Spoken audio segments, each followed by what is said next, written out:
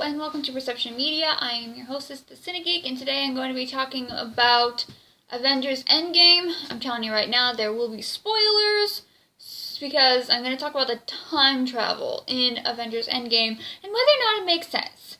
So if you've never watched any of my previous videos, I have a long line of Back to the Future videos.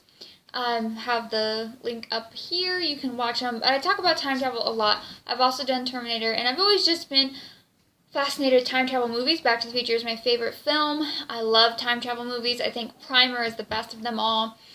This movie made a reference to a lot of time travel movies, and it's specifically called Back to the Future BS.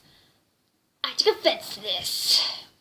Alright, so let's talk about Endgame time travel and whether or not that makes sense. The answer is no. Alright, so full disclosure, I actually only seen this movie once, so it might make more sense the more I've analyzed it. I mean, I've seen Back to the Future over 100 times, so I've certainly had ample enough viewing experiences to have come to the conclusions about it that I have. Plus, there's specific source material that references how time travel works in Back to the Future, specifically in the form of comic books, which I have. Whereas in Endgame, they don't have a specific comic book that correlates directly to the cinematic universe. So it's hard to kind of reference that. So again, I've only seen the movie once. Maybe later I'll have a second part of this video after I've seen it a few more times to say I'm wrong or to back up that I'm right. Who knows? But I did read some things that other people were saying just to kind of see where I was compared to other people, and it doesn't seem like I'm necessarily on the same page, but it also doesn't seem like I'm necessarily on a completely different page. So I'm just going to go into it after that 2-minute long intro. Wow, that's so long. So sorry. Okay. So, just to recap a little bit of the story, Endgame opens up in 2018, about 20 to 23 days after the 2018 Thanos snap. Then it's going to jump to 5 years to the year 2023, where Scott Lang gets out of the quantum zone, and then he and the other Avengers and what's left of the Guardians are going to start doing some time traveling via using the Pym particle and the quantum machine. I'm not sure what necessarily that was called, because I only watched Ant-Man and the Wasp when it came out, and I don't quite remember the name of it. Alright, so they go back in time to New York 2012, specifically Ant-Man, Iron Man, Captain America, and Dr. Hulk. I'm just going to refer to him as Dr. Hulk. They all go back to New York 2012. Dr. Hulk goes to talk to the Ancient One, who's in New York, of course, and because Dr. Strange isn't going to be there for another 5 years, he needs to go get the Time Stone, which is the Eye of Agamotto, and then Tony Stark, Ant-Man, and Captain America are after the Scepter, which is the Mind Stone, and the Tesseract, which is the Space Stone, and they get the Scepter, but Loki, circa 2012, takes the Tesseract and disappears. Now, first I was thinking, does that mean Loki lives? And I'm not sure, but I'll get back to that later. So then Iron Man and Captain America go back to the 1970s to get the Tesseract and more Pym particles. Then Thor and Rocket go to Asgard circa 2013, which is going to be Thor the Dark World, and they're going to get the Aether, which is the Reality Stone. And Thor actually does have a really great conversation with his mother on the day that she dies, which I thought was quite touching. And he also gets Mjolnir back, the hammer, post the hammer being crushed by Hela in Thor Ragnarok. Then Rhodey and Nebula go to Morag to get the Power Stone, which is the orb, before Peter Quill can get it. And then, Ronan, and that's, the entire storyline for the Guardians of the Galaxy, Volume 1. At the same year, 2014, Natasha or Black Widow and Hawkeye are going to go to Vormir to get the Soul Stone, and this is where Black Widow sacrifices herself so that they can have the Soul Stone. Alright, so then they all come back to the same point in 2023, 9 of them altogether, because, again, Black Widow is dead, with the 6 Infinity Stones, and 2014 Nebula has replaced 2023 Nebula, so she ends up bringing 2014 Thanos, 2014 Gamora, and 2014 Children of Thanos, plus Thanos' army, back to 2023 somehow. And in 2023, the Avengers are going to do 2 snaps.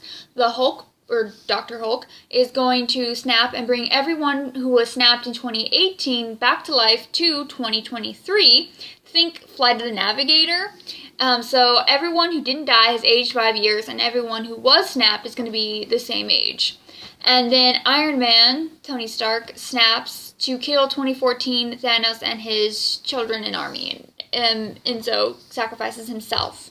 Alright, so that brings us to the end where Steve, Captain America, has to go back in time to every point where they took a soul stone and return it so that the timeline so that reality doesn't split and create a second reality where there aren't time stones and a reality where there are time stones. I'll get more on that later. And he ends up staying in the past to grow old with Peggy. But that also brings up some questions that I'll get to in a few minutes. Well, anyway, so Falcon Sam becomes the new Captain America, so I'm not really sure what's going to happen with Winter Soldier. Thor lets Valkyrie take over New Asgard, and then he goes to join the Guardians of the Galaxy, and I really hope he's in Guardians of the Galaxy 3 with Adam Warlock. This is what I need in Guardians of the Galaxy 3. It's all the things, it's everything, it's what needs to happen. Scott Lang and Hope Van Dyne have a family thing with his daughter Cassie. Clint Barton, Hawkeye. I guess he retires and he lives life with his family. I'm not really sure what's up with Harley Kiner. He's the little boy played by Ty Simpkins in Iron Man 3 who was at Tony's funeral. I don't know if he's the next Iron Man. That might be what the last sound of the hammer in the post-credit scene was. I'm not sure what Scarlet Witch is going to do now.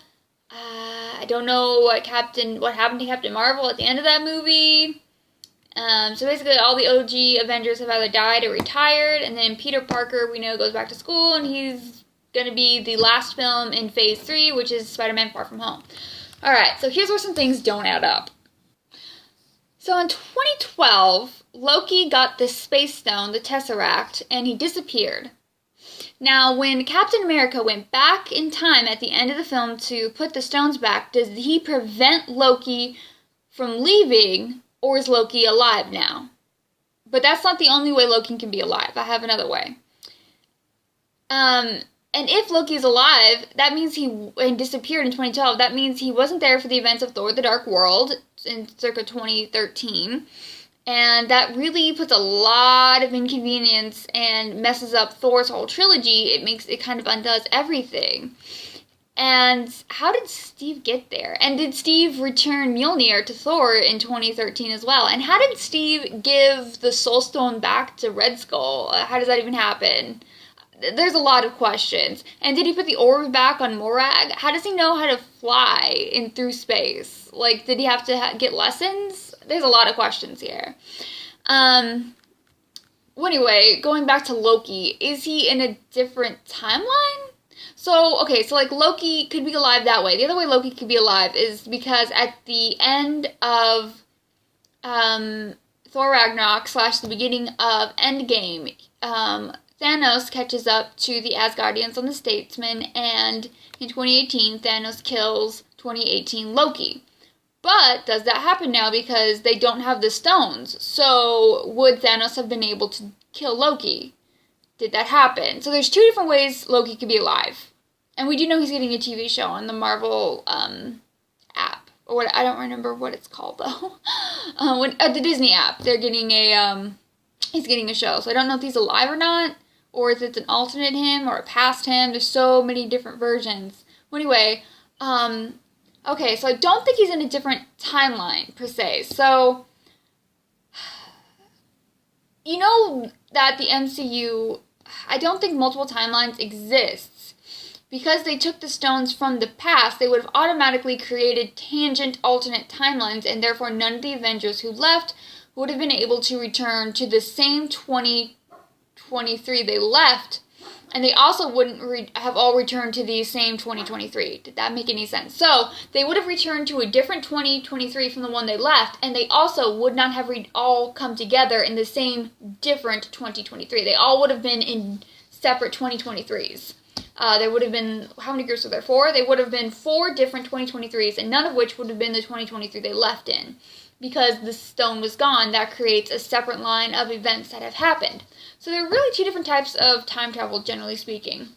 is what I kind of just described, where when you change the past, you create a second or a multitude of tangent timelines that run parallel to your original timeline. This is kind of like how Rick and Morty works. And this is how the characters all kind of implied time travel works via the dialogue. However, that's not how they show it in the plot. When they change, the other way time travel works is when you change the past, it rewrites one and only singular timeline. This is how Back to the Future works. Basically, if you change something, you're going to come back and it's going to be different. However, it is not an alternate timeline. You have just caused a chain of events to happen in the singular timeline to occur. So you have to change the timeline back, which is what they're doing throughout the film. Okay, and this is how I think timeline isn't necessarily working, but kind of. I'm going to go to what the Hulk says in the film. Dr. Hulk says, if you travel to the past becomes your future, and your former present becomes the past, which now can't be changed by your new future. So what this is implying is that you can go in the past and do whatever, but because the past already happened, you can't change it. Like, kind of like what Thanos says, it's inevitable. So that also doesn't make sense to the film. I mean, it kind of does, but kind of doesn't. Because it implies that whatever you do in the past, it's not going to change the outcome that's already happened. So everything up to 2023 has already happened and cannot be undone. Which sort of makes sense, but sort of doesn't. Again, because that would mean when they go back in time, they don't need to put so much work into the things they're doing. So like when Steve is fighting Steve, he erases his memory with a scepter. He doesn't need to do that. The 2012 Steve cannot remember 2023 Steve because 2012 Steve never encountered 2023 Steve, so he cannot remember that because he didn't have that memory. That's what that would mean, and that's not what they show you. And also, that would make it impossible for them to remove the time stones. Because the time stones are there, they have to be there, and because they've already been there. So it would make it so that they are it would be like going to the past and the past being a hologram. You'd only be able to see things, you wouldn't be able to interact with them, if that were the case. So they can say things in the dialogue all they want. What they show you doesn't add up with what they're saying. So they're not necessarily breaking a rule, they're not keeping their plot in sync with their dialogue, which I find problematic, and it creates a lot of issues and plot holes that I've found. I don't really have a problem with Captain America staying back in the 1970s. That actually does work out because it's the future him, and he's just living out his life. He wouldn't come out saying he's Steve Rogers. He'd have to keep a low profile and let his past self do everything he's supposed to. As long as he doesn't interfere with anything, then the timeline will stay the same, but by how they explain the timeline, it would have to stay the same because it's always been that way. It doesn't really make sense, but okay.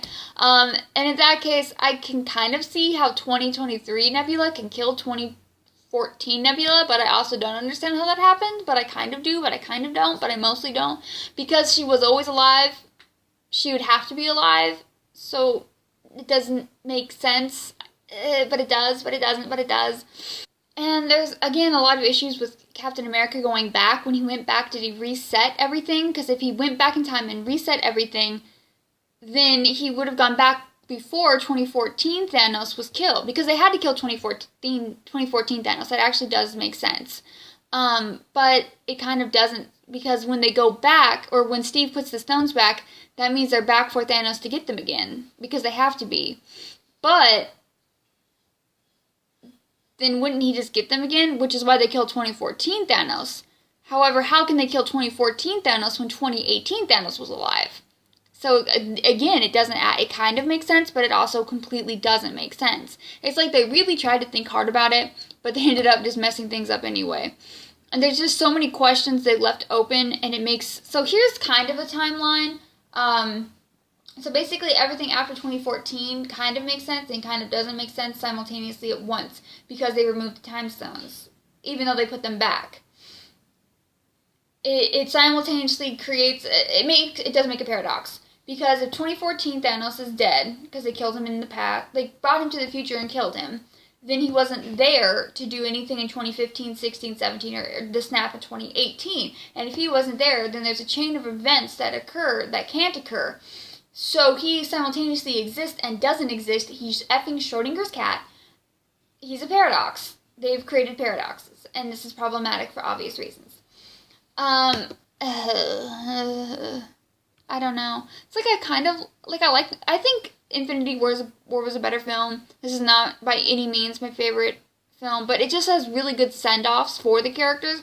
Like, the beginning is great, the ending is great, the middle is eh. And if I were to go and try to fix things, specifically what I would do is to go back to 28 and use time travel. I would go back to 2018 to right before Thanos got each stone and just prevent him from getting the stone at that point. But that would still cause problems. I think, honestly, I would have written the story so that Thanos didn't destroy the stones, and I would have just pulled it like a Dragon Ball Z. Like, now they have to go and get the stones. I think that would have been a better storyline. It would have caused equal amounts of working togetherness. Someone would still have to sacrifice himself on Vormir with Red Skull. It could still be, like, everything can still play out exactly the same. Everything would play out exactly the same except without the time travel. Because the time travel just created so many issues. I liked the movie, but again, it wasn't my favorite. Back to the Future is my actual favorite film, so calling it BS just really rubbed me the wrong way. And honestly, I wasn't even overthinking this. This was just my thoughts in the theater while I was watching it, because my mind works at 1,000 miles a second, and this is just what happens. Anyway, I don't know. If things make sense to you, please leave it in the comments, because they just didn't to me. And we need Thor and Adam Warlock in Guardians of the Galaxy 3. Have a great day. Bye.